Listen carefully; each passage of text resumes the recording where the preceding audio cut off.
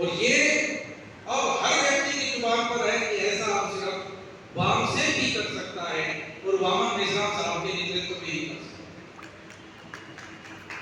तो ये ऐसा हो रहा है। तो अभी आपने देखा कि इसकी अचीवमेंट भी है, आनी शुरू हो गई है कि वामसेन का ही कार्यक्रम ऐसा होता है जिसमें आपको एससी की सभी जातियों के लोग मिलेंगे, एसटी के सभी जातियों के लोग मिलेंगे, ओबीसी की सभी जातियों के लोग मिलेंगे और डॉक्टर, प्रोफेसर, इंजीनियर, एडवोकेट से लेकर तो बिल्कुल हमारा ए ग्रेड से लेकर डी ग्रेड तक के सभी कर्मचारी बराबरी के भाव को महसूस करते हुए कार्यक्रम में मिलेंगे। ये बहुत बड़ी अचीवमेंट है। नहीं तो क्या होता है, जनरली अगर प्रोफेसर लोगों का कार्यक्रम है तो वहां पर दूसरे लोग नहीं आते, एडवोकेट्स का कार्यक्रम है तो वहां पर दूसरे लोग जो लीगल प्रोफेशनल के भी दूसरे जो कार्यकर्ता है वो नहीं होते हैं। तो ये एक बहुत बड़े जागृति अभियान का संचालन हम लोग इस अधिवेशन के माध्यम से कर रहे हैं, जिसका नेतृत्व पूरे विश्व में मूल निवासी समाज को एक मुट्ठी पिरोकर, एक संगठन में पिरोकर एक बहुत बड़ी शक्ति को अंजाम देने का एक कार्यक्रम जो है ये मूल निवासी नायक वामन मेश्राम साहब के नेतृत्व में चल रहा है। ये जानकारी आप सबको होनी चाहिए। तो ये 26वां राज्य अधिवेशन है दिल्ली का। तो ये इस बात का प्रतीक है कि आज से पहले 18 अगस्त 2024 से पहले 25 राज्य अधिवेशन दिल्ली और आयोजित कर चुके हैं। बहुत लंबे समय से यहाँ पर वामसेन के राज्य अधिवेशन आयोजित किए जा रहे हैं। तो ये राज्य अधिवेशन इस समीक्षा के लिए रखा गया है कि 2023 में दिल्ली में वामसेन की फैलाव, इसका प्रचार और प्रसार, इसका ह्यूमन रिसोर्स, इसका फाइनेंशियल रिसोर्स, यदि 2023 में जितना था तो हम वहीं खड़े हैं या कुछ आगे बढ़े हैं। ऐसी ही जितनी जातियों को वामसेन को राष्ट्रीय मूल निवासी संघ ने 2023 में तक जितना जोड़ा था, क्या हम उतना ही जोड़ पाए हैं या कुछ आगे बढ़े? ऐसे ही ओबीसी के संदर्भ में कितने कर्मचारी अधिकारियों को हम जोड़ने में कामयाब हुए। तो वामसेन भी ऐसा संगठन है जो अपनी समीक्षा करता है। समीक्षा के माध्यम से हम ये अंदाजा लगाते हैं कि आज जितने डेलीगेट्स इस 26वें राज्य अधिवेशन में आए तो 25 में जब हो तो इससे 2 गुना 3 गुना लोग आए। ऐसा परिणाम आज आपको करना चाहिए। जो जन आंदोलन निर्माण निधि यहाँ पर अभी इकट्ठा किया गया है उससे कई गुना राष्ट्रीय जन आंदोलन निर्माण निधि, क्योंकि ह्यूमन रिसोर्स और फाइनेंशियल रिसोर्स के बिना कभी कोई आंदोलन आगे नहीं बढ़ता। सबसे छोटा संगठन हम दो हमारे दो का होता है, उसके लिए भी पूरा परिवार रात दिन मेहनत करता है, पैसा कमाता है, अपनी बुद्धि लगाता है, पैसा, हुनर, मेहनत करता है, पूरा समय लगाते हैं, तब कहीं जाकर एक सबसे छोटा संगठन हम दो हमारे दो का चलाने में हम कामयाब होते हैं। तो 85% लोगों का, मूल निवासी बहुजनों का इतने बड़े संगठन को चलाने के लिए बहुत बड़े लेवल पर ह्यूमन रिसोर्स की जरूरत पड़ेगी। जन आंदोलन करने के लिए मिनिमम 3 करोड़ और मैक्सिमम 15 करोड़ लोगों की जरूरत पड़ेगी और वो मिनिमम 3 करोड़ मैक्सिमम 15 करोड़ लोग एक राज्य में नहीं होने चाहिए, 32 राज्यों से होने चाहिए। 6.5 लाख भारत के गांव से होने चाहिए और 6,743 जातियों के लोग होने चाहिए। ऐसा हम करने चलेंगे तो जो माइनॉरिटी के जो लोग हैं, जो मुस्लिम है, बुद्धिस्ट है, जैन है, सिख है, लिंगायत है, वो भी सभी आपके साथ होने चाहिए।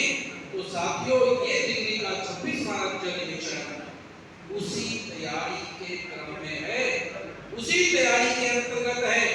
और आप लोगों को जानकार बनाने के लिए आज जो विषय लगाए गए हैं, इन विषयों के ऊपर लौटते हुए आपको आज के अधिवेशन में आना तभी सार्थक होगा कि वामसेन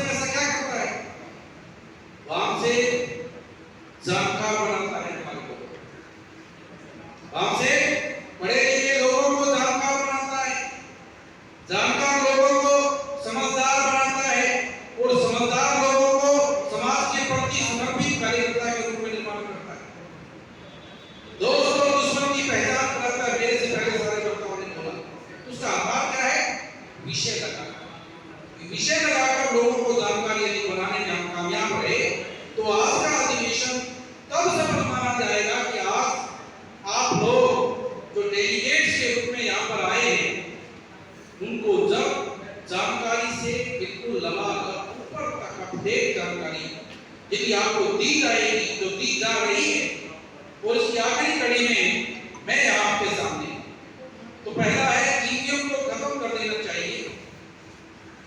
ईवीएम को मनुष्यों या AI यानी आर्टिफिशियल इंटेलिजेंस AI के द्वारा हैक किए जाने का खतरा बहुत अधिक है, एलन मस्क का बयान। तो साथियों इस बयान के संदर्भ में मैं आपको ये जानकारी देना चाहता हूं कि अभी जो मई में इलेक्शन 24 मई को जो इलेक्शन पूरा हुआ है लोकसभा का, उसके तुरंत बाद ये बयान एलन मस्क का जब उसने पूरा ड्रामा देखा भारत में क्या हुआ, कैसे ईवीएम को हैक किया गया, कैसे रिजल्ट को प्रभावित किया गया, उसके तुरंत बाद एलन मस्क का बयान आता है जो कि ट्रेंड में नंबर 1 पे रहा। बीजेपी बिल्कुल चिड़ी चुप थी, राहुल ने कुछ थोड़ा बहुत बोलकर वो भी चुप हो गए, यानी कांग्रेस भी कुछ नहीं बोली, बीजेपी को तो बोलना ही नहीं था, चुनाव आयोग थोड़ा सा बोला, क्या बोला वो मैं आपको बताना चाहता हूं। ये पहला मुद्दा है। दूसरा है ईवीएम से जुड़ा हुआ है द्विदलीय संसदीय लोकतंत्र को ईवीएम के द्वारा पुनः स्थापित करना और बहुजनों को वास्तविक सत्ता से वंचित करना शासक जाति का एक षड्यंत्र, एक गंभीर चर्चा। तो साथियों ये पहले जो दो विषय हैं ये ईवीएम से जुड़े हुए हैं, ये हमारे संसदीय लोकतंत्र से जुड़े हुए हैं। कैसे संसदीय लोकतांत्रिक प्रणाली को बहुदलीय सांसदीय लोकतांत्रिक प्रणाली को ब्राह्मण तंत्र में कन्वर्ट कर दिया गया, ये उससे जुड़े हुए विषय हैं। तो इसके बारे में आपको जानकारी देने के लिए सबसे पहले मैं शुरुआत करना चाहूंगा साथियों, AI क्या है? What is artificial intelligence? पहला विषय है कि आर्टिफिशियल इंटेलिजेंस। आर्टिफिशियल होता है कृत्रिम, बनावटी, और इंटेलिजेंस होता है बुद्धि, विवेक शक्ति। तो साथियों यदि आर्टिफिशियल इंटेलिजेंस को समझना है तो इसके लिए आपको कृत्रिम बुद्धि को समझना पड़ेगा। कृत्रिम बुद्धि क्या है? मानव बुद्धि, कि हमारे शरीर में जो ये हमारा ब्रेन है ये जो फैसले ले सकता है कि मुझे प्यास लगी है, मुझे घड़े के पास जाके पानी पीना चाहिए। इसको टीचर होमवर्क देता है कि बेटा दो को जोड़ के दिखाओ, तो हम कहेंगे 2 + 2 4। ये किसने बताया? Human brain. अभी गर्मी लग रही है, पंखा चलाना चाहिए, ह्यूमन ब्रेन। गाड़ी कैसे चलानी चाहिए, with the help of driver, human brain. कि जब आप अपनी बुद्धि का इस्तेमाल करते हुए वोट डाल सकते हो, वोट की काउंटिंग कर सकते हो, कैलकुलेशन कर सकते हो, कंप्यूटर का इस्तेमाल कर सकते हो, तो ये सारी की सारी चीजें मानव बुद्धि में आती है, नेचुरल इंटेलिजेंस। अब आर्टिफिशियल इंटेलिजेंस क्या है? ये कंप्यूटर से जुड़ा हुआ। जब आप दो को जोड़ने के लिए बिल्कुल नहीं आता, आप इसमें भरिए 2 + 2, फिर आर्टिफिशियल इंटेलिजेंस का इस्तेमाल करते हुए दबाएंगे = 4, तब कौन बताएगा? मानव बुद्धि नहीं बताएगी, आर्टिफिशियल इंटेलिजेंस आपको बताएगा कि 2 और 2 4 होती है। तो आर्टिफिशियल इंटेलिजेंस जो है इसका खतरा बताया है हमारे लोगों को AI की जानकारी नहीं। जिस समाज की लड़ाई हम लड़ रहे हैं NEP 2020 के माध्यम से उनको शिक्षा के अधिकार से वंचित करके दोबारा से मनुस्मृति लागू करके उनको पढ़ने के अधिकार पे पाबंदी लगाने का षड्यंत्र चल रहा है। जबकि दूसरी तरफ एलन मस्क कह रहा है कि AI के माध्यम से ईवीएम को हैक किया जा सकता है, पहली संभावना। दूसरा, मानव की मदद से ईवीएम को हैक किया जा सकता है। अब ये एलन मस्क कौन है?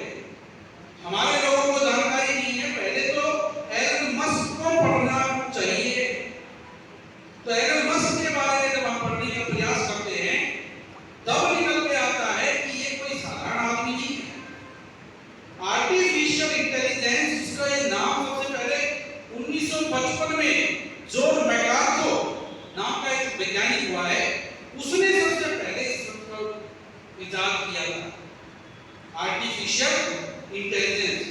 अब 1955 में यदि इस शब्द का प्रथम बार इस्तेमाल हुआ तो artificial intelligence is not a new term, कोई नई टर्म नहीं है, बहुत पुरानी है बचपन से। तो बहुत सारे लोग तो यहाँ पर ऐसे बैठे जिनका जन्म बचपन में हुआ ही नहीं था, तो उनके जन्म के बाद की है, तो ये नया नहीं है। भारत में हो सकता है कि हमारे लोगों के लिए ये कुछ नया हो सकता है। अब एलन मस्क एक कंपनी चलाते हैं जिसका नाम है न्यूरोलिंक, और ये वो आदमी है जिसने ड्राइवरलेस कार की खोज की, जिसमें ड्राइवर की खोज की with the help of artificial intelligence. तो कोई साधारण आदमी नहीं है जो कि आर्टिफिशियल इंटेलिजेंस का किंग है आज के दिन वर्ल्ड का, वो कह रहा है। ध्यान रखो इस बात पे। और उसका टारगेट क्या है, और क्या करता है, the person who are differently abled, वो आदमी जिनका ब्रेन ढंग से काम नहीं करता है, जिनको डिफरेंटली एबल्ड यानी दिव्यांग कहा जाता है, उनके ब्रेन में लगने वाली चिप एलन मस्क की कंपनी, और वो टारगेट लेकर चला है अपनी कंपनी के माध्यम से कि 2030 तक 22,000 लोगों जो डिफरेंटली एबल्ड होंगे उनके दिमाग में मैं चिप फिट कर दूंगा। कब तक? 2030 तक। और वामन नेशनल साहब क्या कहते हैं, हम भी तो वैसे मस्क से काम करेंगे। वामन नेशनल साहब भी यही कहते हैं कि 2030 तक मूल निवासी बहुजनों को इन ब्राह्मणों की गुलामी से हम आजाद कर देंगे। तो हमें मस्क में कुछ थोड़ी बहुत सिमिलरिटी है। 30 तक का समय एलन मस्क ने ले रखा है 22,000 लोगों के दिमाग को जागृत करके। और वामसेन का अधिवेशन क्या है, ये भी तो चिप ही है, चिप तो डाल रहे हैं ताकि आपका दिमाग काम करने लगे। एलन मस्क की चिप क्या होगी, जो कम अकल के लोग हैं, जिनको इंग्लिश में नम्स्कल कहते हैं, नम्स्कल, जिनका दिमाग थोड़ा सोया हुआ है, उसमें चिप डाल देगा तो दिमाग उतना काम करेगा आर्टिफिशियल इंटेलिजेंस की मदद से। तो जिन लोगों में प्राकृतिक इंटेलिजेंस नहीं है उनमें आर्टिफिशियल इंटेलिजेंस एलन मस्क के द्वारा पैदा की जा रही है। फिर आर्टिफिशियल इंटेलिजेंस से वो कोई भी काम कर सकते हैं। टोटल करना हो, डेटा ट्रांसफर करना हो, जैसे बैंक में आपने 1 लाख रुपया प्रोफेसर साहब ने एडवोकेट सलोमन अली कुरैशी साहब के अकाउंट में डाला, 1 लाख सीधा ट्रांसफर हो जाएगा। Artificial intelligence. प्राकृतिक क्या है, मानव बुद्धि क्या है कि वो गिनेगा 1 2 3 4, 1 लाख गिन के गड्डी लेके फिर एडवोकेट साहब को देगा, ये लो 1 लाख। ये है प्राकृतिक। तो आर्टिफिशियल इंटेलिजेंस से जब रकम ट्रांसफर हो सकती है, वोट क्यों नहीं हो सकते? कमांड देनी है ना। तो ईवीएम को बंद कर देना चाहिए, क्योंकि इसको मनुष्यों के द्वारा और एआई के द्वारा हैक किया जाने की बहुत ज्यादा संभावना है, ऐसा कह रहा है। तो एलन मस्क जब ये कह रहा है, जिसको चिप के बारे में, माइक्रोचिप के बारे में, माइक्रोचिप के ईवीएम में लगने वाली उसके चिप के सीक्रेट कोड के बारे में जिसको बेहतरीन जानकारी है, ऐसा आदमी कह रहा है। ऐसा आदमी दुनिया को कह रहा है कि ईवीएम को बंद कर देना चाहिए। और दूसरी तरफ वामन नेशनल साहब, भारत में विदेश के लोगों को हमने विषय बनाया। वामन नेशनल साहब कहते हैं ईवीएम है डिफ्रेंचाइज आवर पीपल। बाबा साहब भीमराव अम्बेडकर कहते हैं पूना पैक्ट के बारे में कि पूना पैक्ट है डिफ्रेंचाइज आवर पीपल, कि हमारे लोगों को मताधिकार के अधिकार से वंचित कर दिया पूना पैक्ट ने। वामन नेशनल साहब कहते हैं कि ईवीएम ने हमारे लोगों की वोट वैल्यू को 0 कर दिया। पहले एक आदमी 1 वोट 1 वैल्यू, अभी पूरी कम्युनिटी, पूरी इंडियन सोसाइटी वोट वैल्यू 0 कर दी। तब एलन मस्क कह रहा है कि ईवीएम को बंद कर देना चाहिए। वामन नेशनल साहब 8 अक्टूबर 2013 से सबसे पहले हरियाणा में गुड़गांव में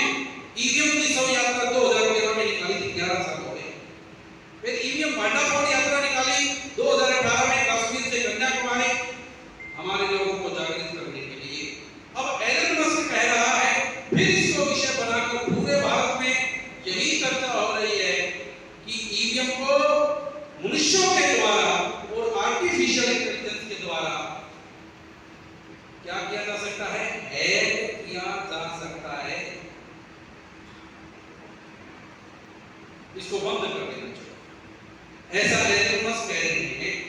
अब दूसरी तरफ कांग्रेस चुप, जो कि ब्राह्मणों की एक नंबर की पार्टी, बीजेपी चुप, जो कि ब्राह्मणों की 3 नंबर की पार्टी। आप सोचोगे जो दिल्ली में बैठे हो केजरीवाल तो बोलेगा कुछ, वो कांग्रेस का नया परसों पीड़ा का उपज है, वो भी कुछ नहीं बोल रहा है ईवीएम के विरोध में। फिर तृणमूल कांग्रेस ममता बनर्जी वो कुछ बोलेगी, वो भी नहीं बोल रही है, कोई कुछ नहीं बोल रहा है। लेकिन चुनाव आयोग बोलना पड़ा। चुनाव आयोग ने क्या स्टेटमेंट दिया है, मैं जरा पढ़ के सुनाता हूं। चुनाव आयोग ने ट्वीट किया, most transparent elections ever held in the history of mankind. मानव जाति के इतिहास में सबसे पारदर्शी चुनाव यदि कोई हुआ है तो जनरल इलेक्शन 2024। ऐसा कौन कह रहा है?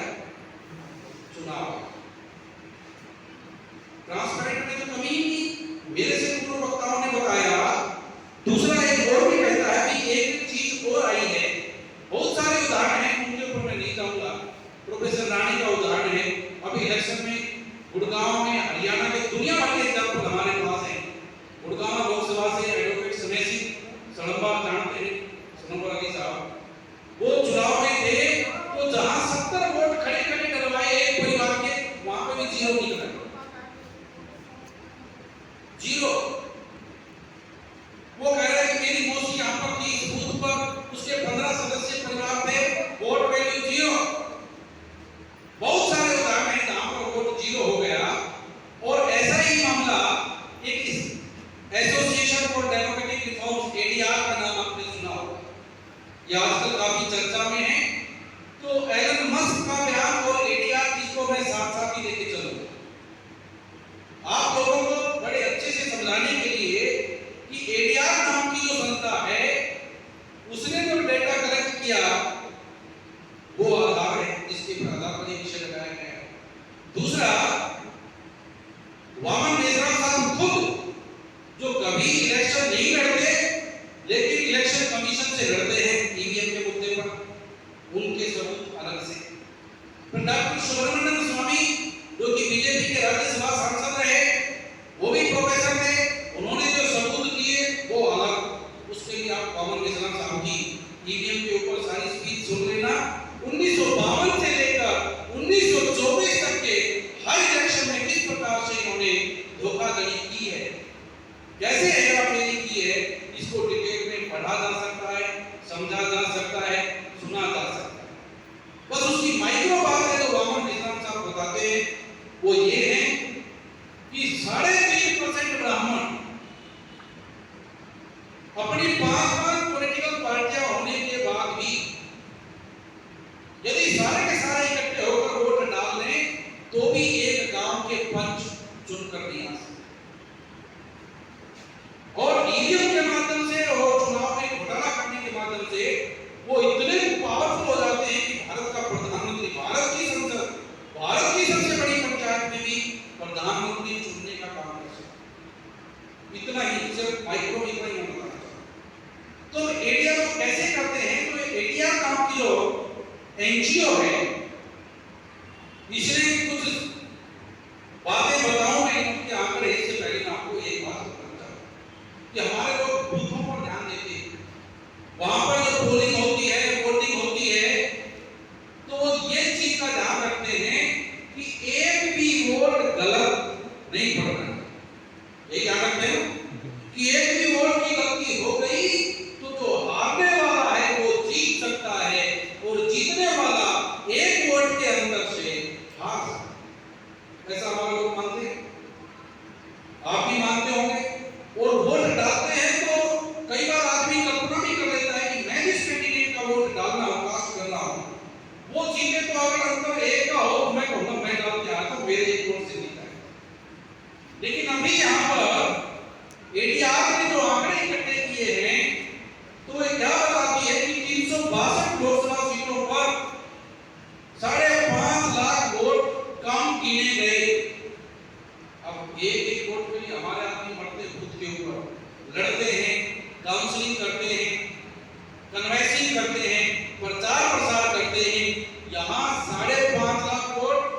362 लोकसभा सीटों पर कम गिने गए। दूसरा, 176 लोकसभा सीटों पर 35,000 ज्यादा वोट गिने गए। तीसरा, 538 सीटों पर औसतन 3,000 वोट अंतर कम। 3,000 वोट या तो कम है या ज्यादा है। तो साथियों, इतनी बड़ी गड़बड़, इतना बड़ा घोटाला सिर्फ आर्टिफिशियल इंटेलिजेंस के माध्यम से ही हो सकता है। यदि मनुष्य गिनेगा, पर्ची में जब हमारे लोग वोट डालते थे बैलेट पेपर से, उसकी जब काउंटिंग होती थी तो एक वोट भी एजेंट बता सकता था कि नहीं दोबारा गिनो, तीसरी बार गिनो।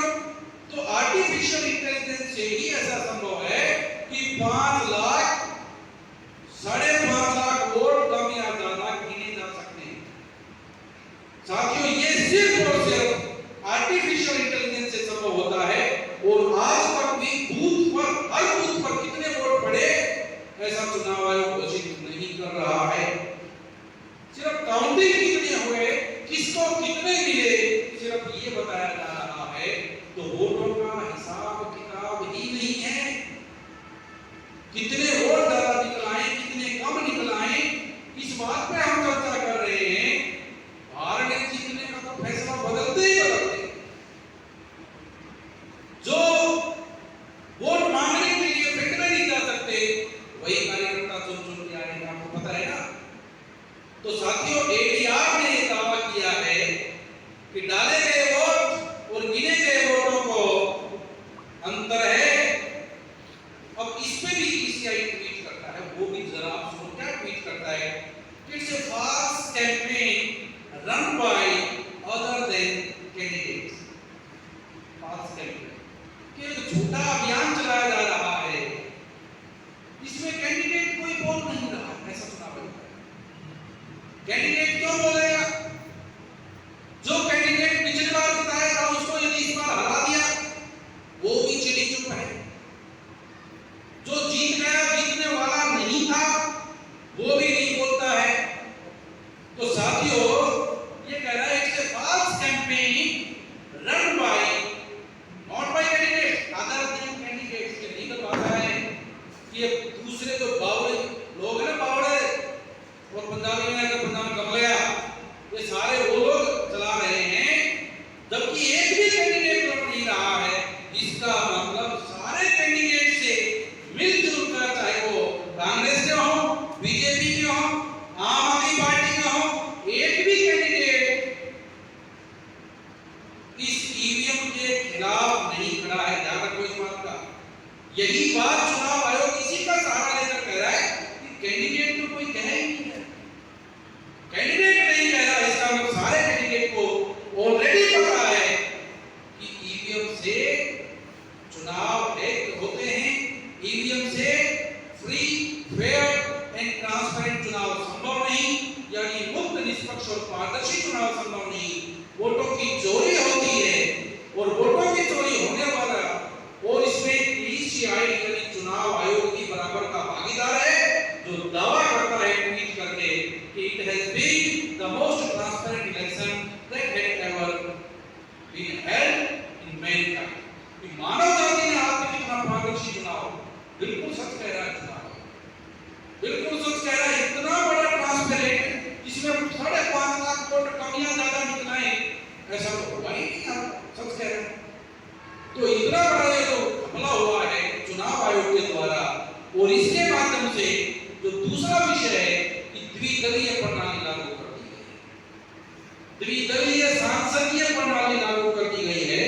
साथियों, संविधान निर्माताओं ने बहुदलीय सांसदीय लोकतांत्रिक प्रणाली लागू की थी संविधान के माध्यम, बहुदलीय। और संसद के जब उन्होंने देखा कि भारत का सपना कैसा, संसद कैसी होगी, भारत में लोकतंत्र कैसा होगा, तो इसमें मेरे से पूर्व वक्ताओं ने एक बात रखी है कि एक पक्ष होना चाहिए और मजबूत एक विपक्ष होना चाहिए। यदि पक्ष सत्ता के नशे में चूर होकर कोई गलत फैसले लेता है तो उसका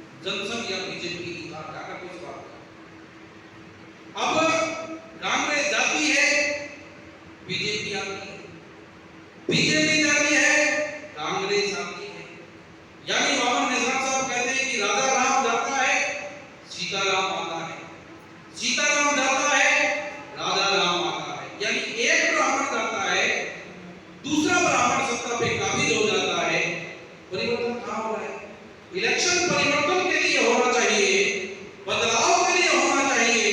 पार्टी बदलती है, कांग्रेस बीजेपी, बीजेपी कांग्रेस, लेकिन शासक जाति में परिवर्तन नहीं होता है। शासक जाति ब्राह्मण ही रहती है और ब्राह्मण होने की वजह से एससी, एसटी, ओबीसी और इनसे तो धर्म परिवर्तित मुस्लिम, बुद्धिस्ट, जैन, सिख, ईसाई, लिंगायत जो हैं, उनकी किसी भी समस्या का हल नहीं होता। उनकी दिशा और दशा में कोई परिवर्तन होता हुआ नजर नहीं आता। भारत की महिलाएं आजाद होती हुई नजर नहीं आती।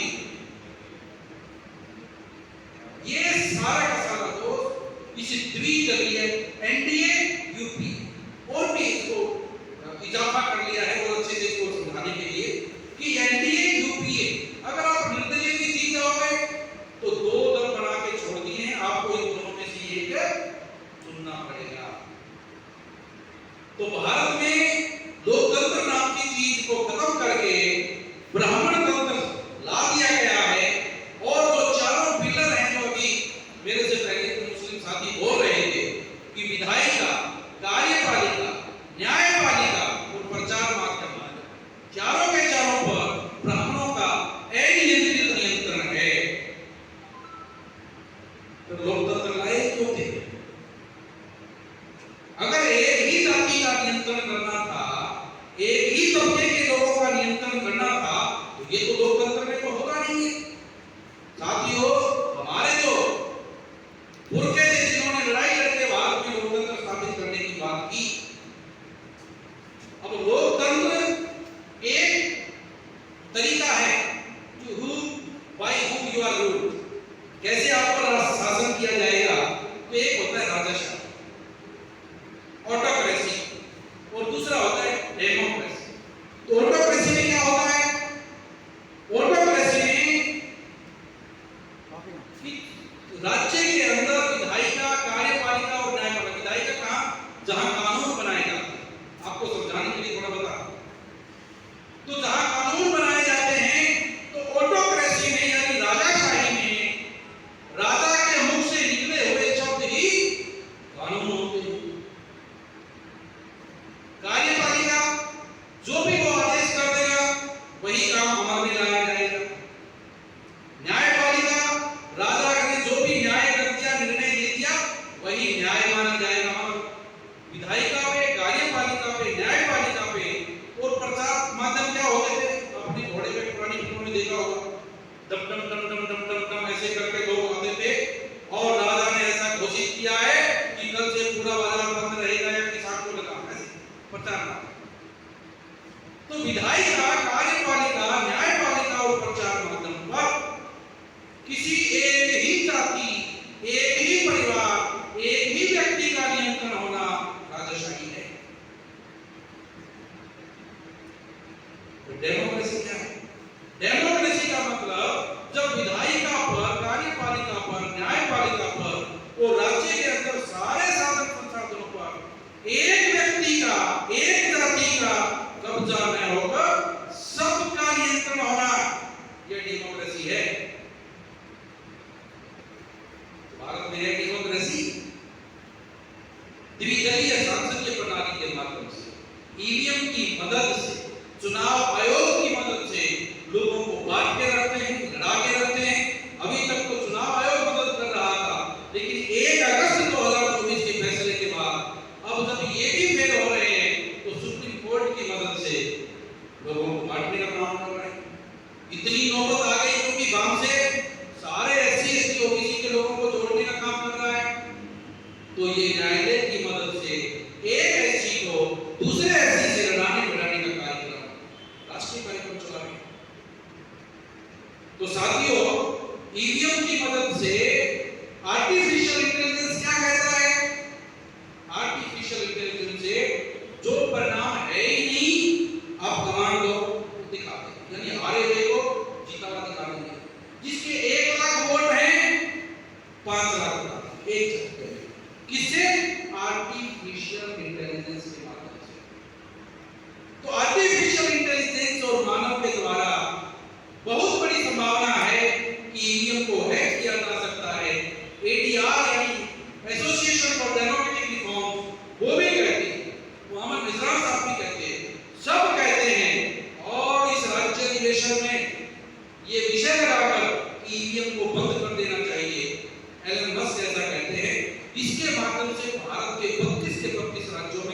जब इस विषय पे चर्चा होगी तो यही बोला जाएगा चौंकाने वाला। ऐसी ही जानकारी आपको चौंकाने वाली दी जाएगी कि ईवीएम के माध्यम से रिजल्ट प्रभावित किए जा सकते हैं। आर्टिफिशियल इंटेलिजेंस से जो हारने वाला है उसको जिताया जा सकता है, जो जीतने वाला है उसको हराया जा सकता है। तो फिर अभी 240 कैसे है? जब 362 सीटों पर 5.5 लाख वोट की ऊपर नीचे किया गया है, इसका मतलब बीजेपी उसी से आई, ये कंफर्म हो गया। 362 सीट तो आई नहीं, 362 सीटों पे कमी अंदाजा करने के बाद 240 पर पहुंचे हैं। और अगर ईवीएम इनके पास नहीं होती तो 40 भी नहीं आती, 200 के ऊपर। तो इसके लिए साथियों द्विदलीय लोकतंत्र प्रणाली को एनडीए यूपीए के माध्यम से, यानी पक्ष भी बढ़ाना होगा, विपक्ष भी बढ़ाना होगा, ईवीएम भी बढ़ाना होगा, न्यायालय और प्रचार माध्यम, विधायिका, कार्यपालिका सब कुछ उनका। तो ऐसी व्यवस्था को लोकतंत्र नहीं कहा जा सकता, ये तो ब्राह्मण तंत्र है। लोकतंत्र दिखाकर हमें भारत में ब्राह्मण तंत्र स्थापित कर दिया गया है। इसकी जानकारी हर मूल निवासी को, इसके लिए जो मिशन लगाए ध्यान रखना स्वाभाविक है। अब इसके बाद जो और इसके लिए मेहनत जब करने की बात होती है तो बिल्कुल अब ऐसा क्यों कर रहे हैं? ब्राह्मण इसके बारे में भी थोड़ी जानकारी होनी चाहिए। आपने कांग्रेस का नाम तो सुना ही होगा, चटर्जी, बनर्जी, तिलक, अगरकर, गोखले। तो इन्होंने जब एक पार्टी बनाई 1885 में, तो इसमें आपने ध्यान दिया होगा कि जब पहली बार भारत का प्रधानमंत्री चुनने की बात आई तो पार्टी कांग्रेस ब्राह्मणों की, संस्थापक ब्राह्मण, पैसा लगाने वाले, बुद्धि लगाने वाले, हुनर लगाने वाले सारे ब्राह्मण। और जब प्रधानमंत्री चुनने की बात आई तो प्रधानमंत्री कौन चुने गए? वोटो क्या था? सरदार वल्लभ भाई पटेल। तब ब्राह्मण ने देखा कि खुद की बनाई हुई पार्टी में जब लोकतंत्र भारत में यदि आता है, पार्टी में यदि लोकतंत्र आता है, तो हम चाहकर भी जवाहरलाल नेहरू को प्रधानमंत्री वोटों के आधार पर नहीं बना सकते। 115 से ज्यादा वोट इसके थे वल्लभ भाई पटेल के समर्थन में, और 50 से भी कम तो 25-35 वोट थे जो कि जवाहरलाल नेहरू के समर्थन में। तब ब्राह्मण ने फैसला किया कि पक्ष भी विपक्ष, सारा का सारा यदि ब्राह्मणों के हाथ में नहीं रहा तो आज हमारी बनी हुई पार्टी में हम भारत का प्रधानमंत्री नहीं चुन सकते, तो आगे कैसे भारत का प्रधानमंत्री कैसे बन सकेंगे? तो इसीलिए भारत में द्विदलीय प्रणाली बहुत लंबी चौड़ी सोच के बाद बनाई गई है। और इसको प्रथम बार रोकने के लिए जब ईवीएम नहीं थी, भारत का विभाजन है। भारत का विभाजन का कॉन्सेप्ट का निर्माण करने वाले भी कांग्रेस के वही लोग हैं, गांधी हैं, नेहरू। तो उस प्रकार से तब से इन्होंने प्रयास किया, अगर पाकिस्तान का विभाजन नहीं हुआ होता तो बाबा साहब डॉक्टर भीमराव अंबेडकर और मुस्लिम लीग के साथी मिलकर भारत को विपक्ष दे सकते, मजबूत विपक्ष दे सकते थे, ना बने इसके लिए इसका विभाजन किया। तो इतनी बड़ी त्याग, इतनी बड़ी लड़ाई, इतनी बड़ी मारकाट कदर करवाने वाले लोग कि पक्ष में भी वही रहने चाहिए, विपक्ष में भी वही रहने चाहिए। अभी देखो एक उदाहरण देता हूँ, हरियाणा का है। पहले गुजरात के मॉडल की बात होती थी, अभी मैं हरियाणा से हूँ तो आरएसएस के लोगों ने लैब जो है वो हरियाणा बना रखा है आपके पड़ोस में। अभी 1 अक्टूबर 2024 को जो एससी ए बी के वर्गीकरण के नाम पे जो फैसला आया है, आचार संहिता लागू हो गई 16 तारीख को। 17 तारीख को कैबिनेट यानी कल उन्होंने पास किया कि वर्गीकरण को लागू करने वाला भारत का हरियाणा बना पहला राज्य। विभाजन करने के लिए, बांटने के लिए उनके तत्पर है। कहता अब आचार संहिता लगी है ना, तो चुनाव आयोग से इसकी परमिशन लेनी पड़ेगी, वो भी ले लेंगे। चुनाव आयोग का तो देख चुके हो, सरकार बीजेपी, चुनाव आयोग बीजेपी का, और न्यायालय में भी जाना पड़ा। तो इतनी क्या गलती है? गलती क्या है?